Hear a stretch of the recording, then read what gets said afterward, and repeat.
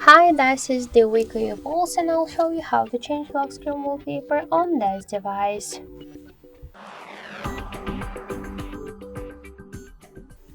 So open first the settings, then tap to the display section, and here you'll see the wallpaper section. Tap on it, click the wallpapers to use one from your default wallpapers or photos from your device gallery or download it from the internet.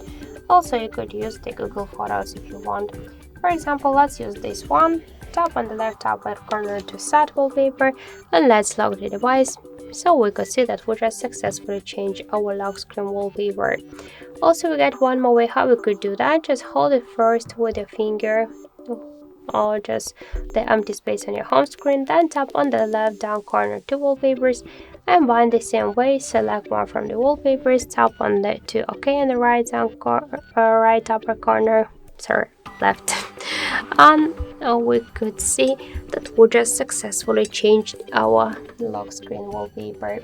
So that's it. Thank you for watching, and if you like this video, leave thumbs up and subscribe.